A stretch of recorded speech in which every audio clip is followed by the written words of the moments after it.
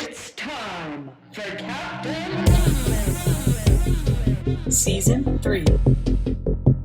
Initiating launch sequence.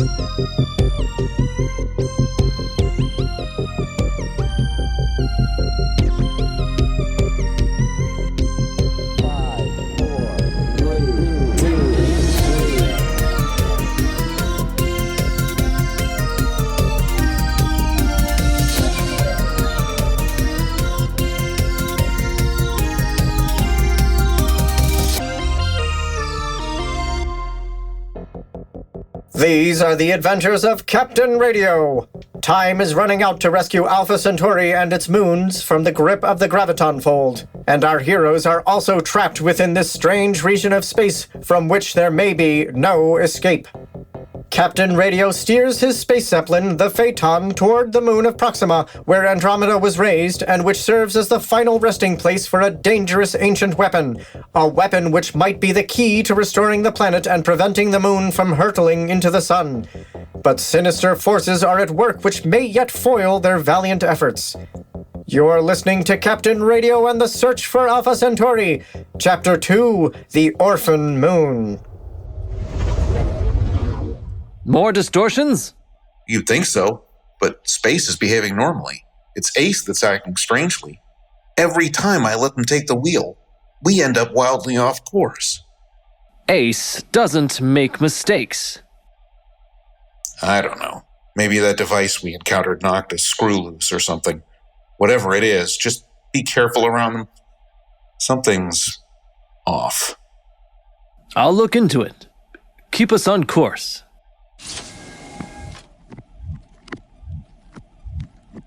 I have repaired the leak in the starboard fuel pump. Ah, Ace, there you are. How are you feeling? I am operating normally. Are you sure? You were out of commission for a while back there. And you were exposed to a powerful magnetic field. Have you checked all your circuits?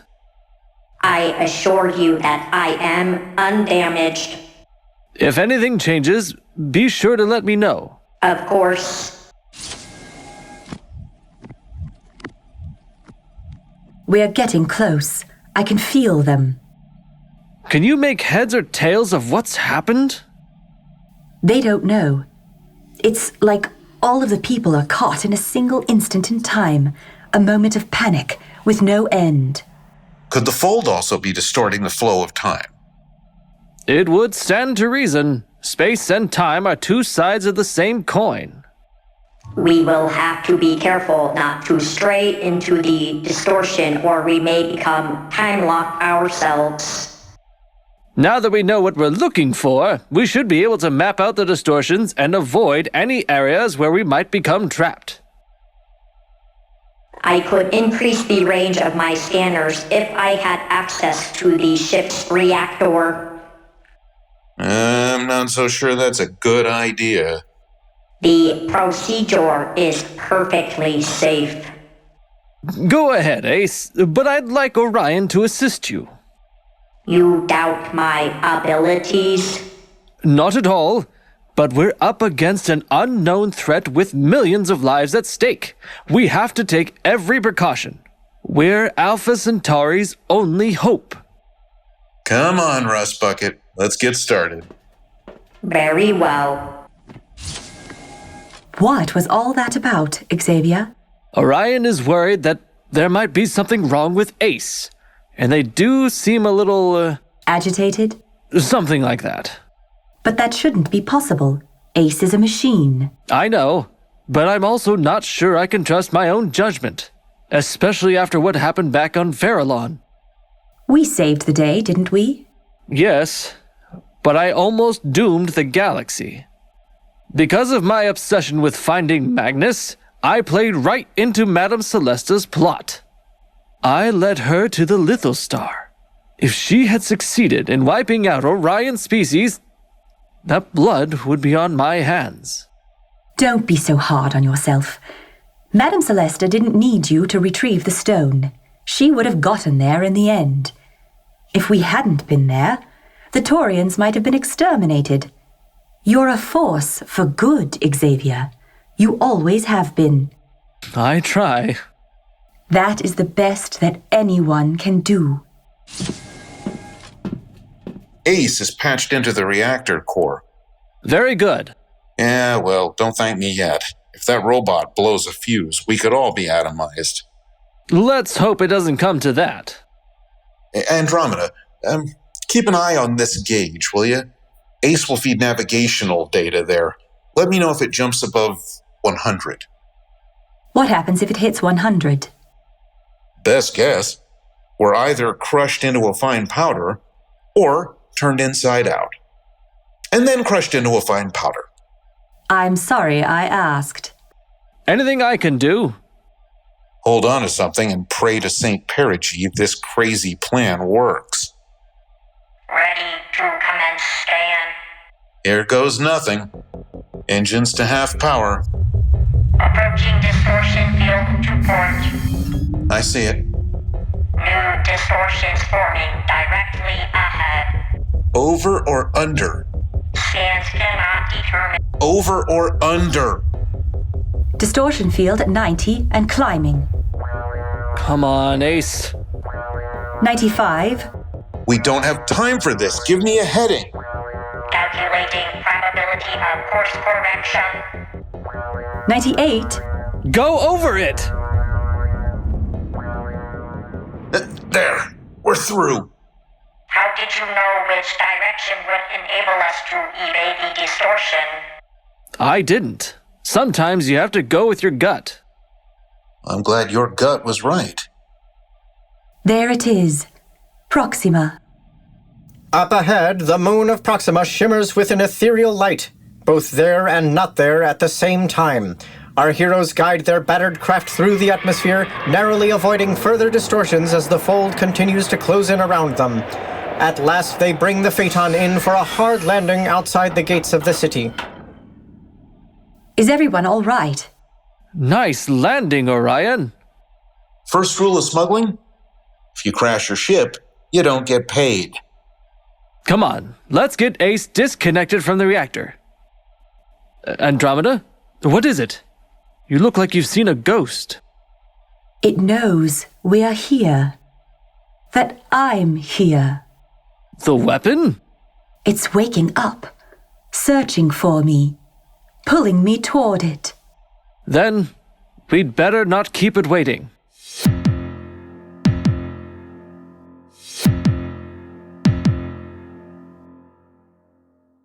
Don't touch that dial! Captain Radio and the search for Alpha Centauri will return after this brief word from our sponsor. Stop tossing and turning all night and say hello to the Slumberite mattress. Guaranteed to restore vim, vigor, and vitality. Made with the softest American-grown cotton, solid steel springs, and smooth opium-infused velour. We promise you'll get the best sleep of your life or your money back. Ask about our free 7-night trial. And if you aren't completely satisfied with your purchase, we'll take it back. No questions asked. Slumberite, the mattress of your dreams. We now return to the adventures of Captain Radio. Having landed on Proxima, our heroes find a moon frozen in time, its surface rippled like water as the fold slowly overtakes it, the first snows of winter suspended in the air like stars in the night sky. By the storms of Neptune. Fascinating. No time to waste. The castle is this way. Andromeda, what can you tell us about this psychokinetic bomb?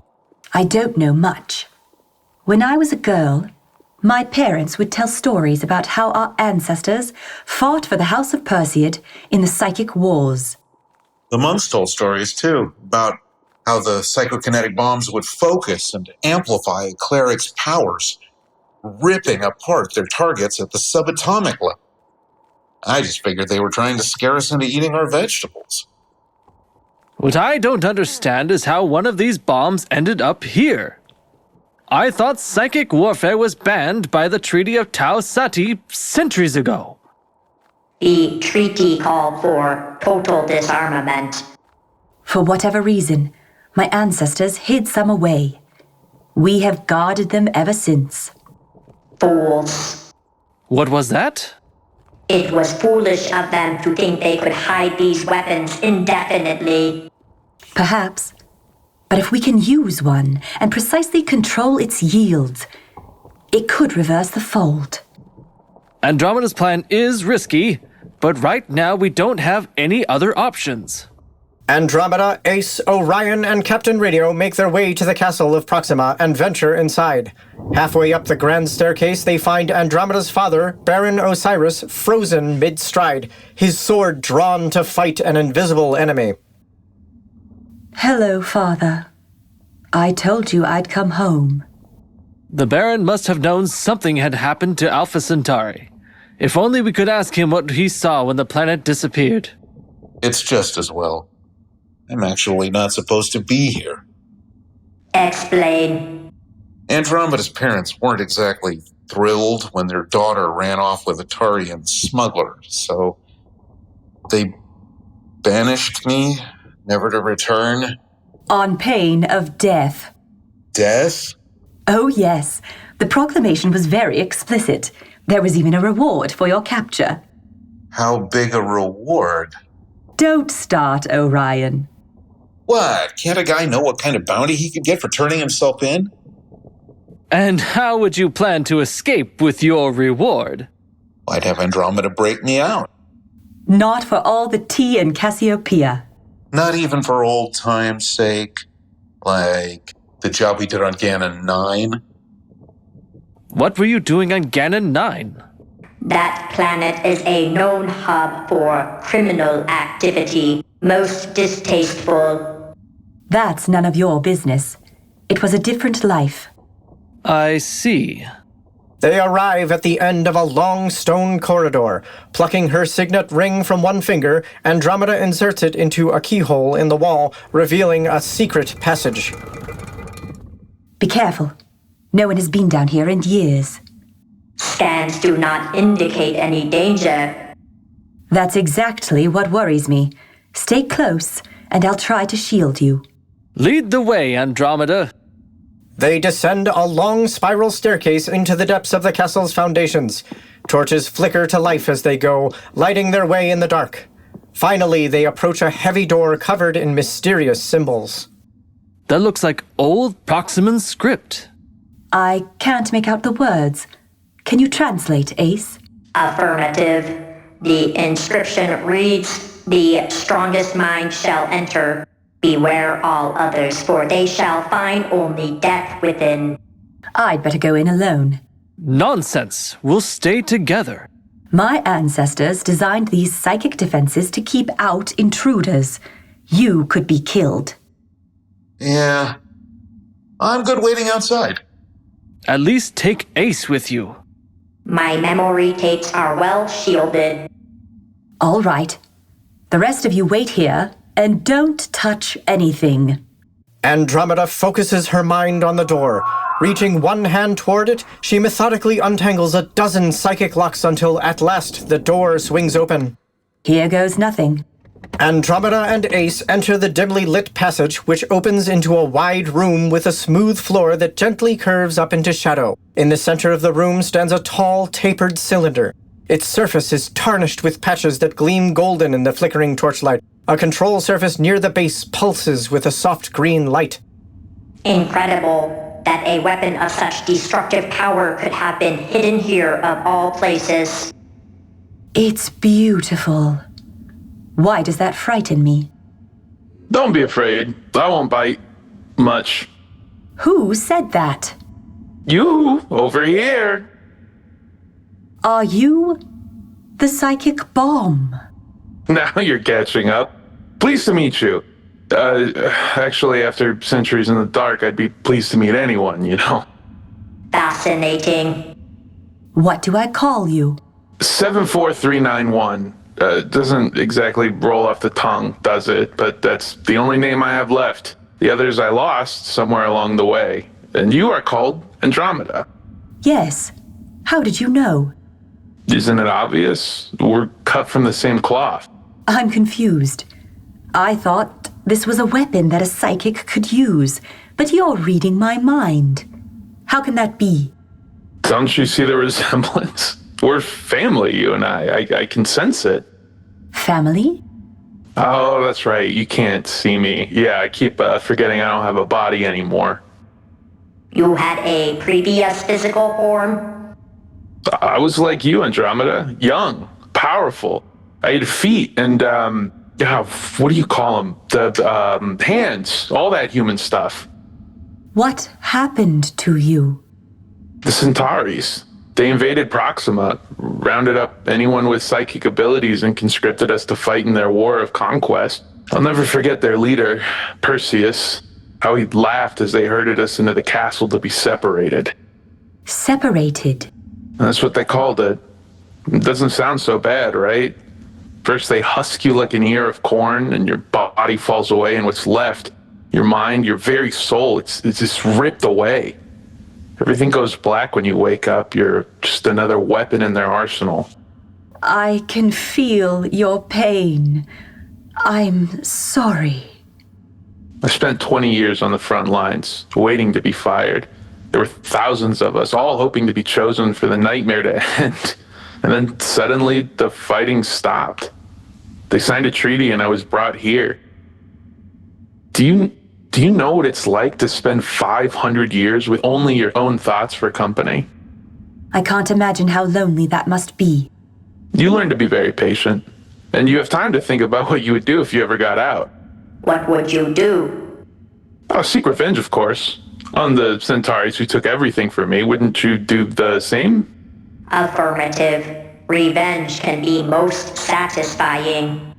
Ace, I think we should go. What about the weapon? It's not a bomb. It's a person. A living person. If we use the weapon, then we're no better than the people who did this to him. You mean Captain Radio's ancestor, Perseus? I didn't know. Oh, you can blow me up, sis. I don't mind, really. I agree with Andromeda. It would not be ethical. Seriously, it's fine. It's my purpose. I was made for destruction. You weren't made. You were born. And what happened to you is unforgivable. I won't take advantage of that. Don't leave me. I'd rather go out in a blaze of glory than spend another 500 years watching the water drip through the crack in the ceiling. Let me help you defeat your enemies. That's not why we came. There's a planet trapped in a graviton fold, and I believe a carefully controlled psychokinetic explosion can reverse it. Okay, to save an entire planet. That's a much better fate than I could possibly hope for. I will join you, Andromeda. That's what family's for, isn't it? And if we happen to find any Centauris along the way, we'll also destroy them. Deal? Let's start by rescuing the planet, shall we? With Ace carrying the sentient weapon, Andromeda emerges from the vault to find Captain Radio and Orion waiting. There you are. I was beginning to worry about you. I found the weapon. Wonderful. Now, can we please go? I don't like having this much dirt between me and the sky. You and me both, Blue Guy. So what do you people do for fun in the 101st century? 74391. Meet Captain Radio and Orion. That's Centauri scum! I can sense your arrogance, your thirst for blood. Prepare to die! Don't you dare hurt him. He is one of them. One of the people who made me what I am. Stand aside and I shall crush him to dust. You can't hold him responsible for the crimes of his ancestors. And more importantly, I love him. A psychic and the son of the House of Perseid together? Oh my God, what is this world coming to? I get the feeling we missed something. I'll explain later. Let's get back to the ship. We're running out of time. Back aboard the Phaeton, Ace prepares for takeoff while Andromeda and Orion get 74391 situated in the science lab. Down below, Captain Radio reels in the mooring lines. I can still hear them, Orion. All those people trapped. I can hear it too. Not like you can, just a feeling. You know, like everything's about to go wrong. It's going to be fine. Let's get to Alpha Centauri and reverse the fold. Hey, Andromeda. There's actually something I've been meaning to tell you. Can it wait?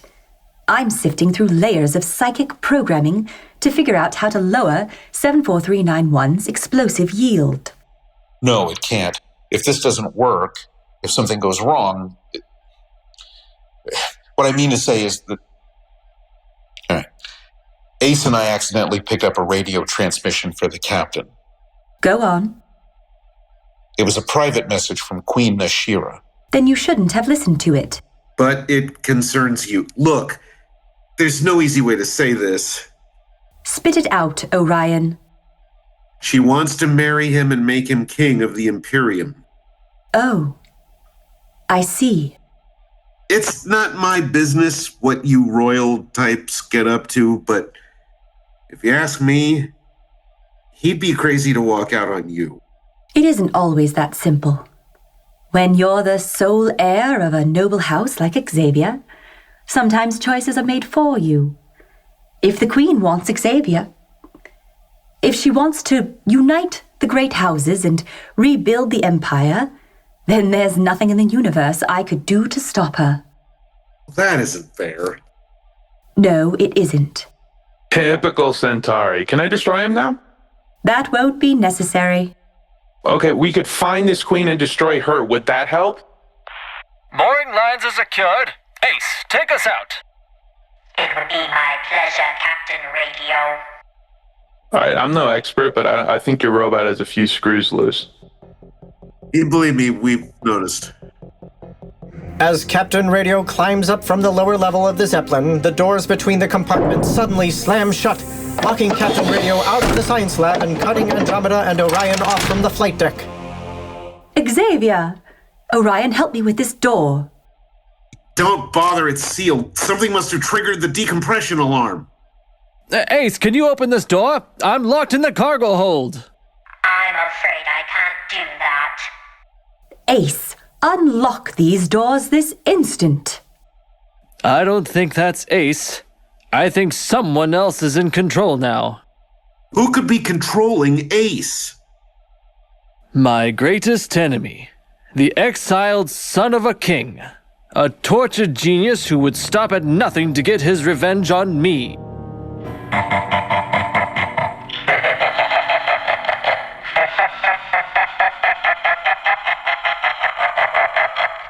I was beginning to think you'd never work it out.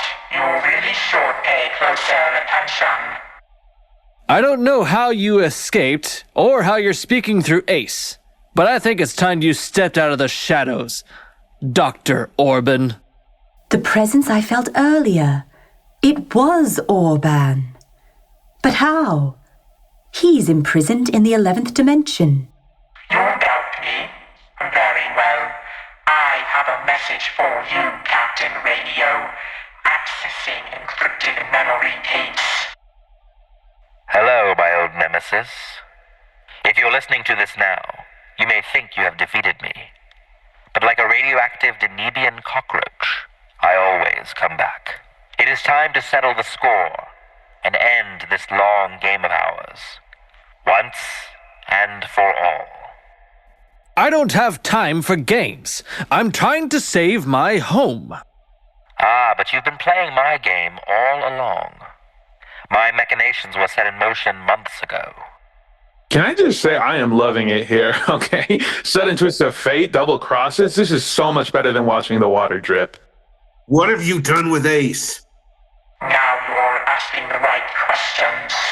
It's a pity you won't have time to foil my plot.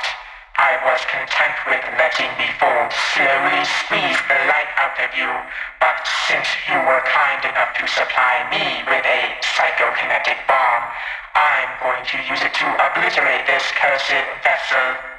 You can't. Sorry, sis, but it was way too tempting. I told you I would get my revenge. My explosive yield is set to maximum. Setting course for Alpha Centauri. You won't get away with this! Farewell, Captain Radio.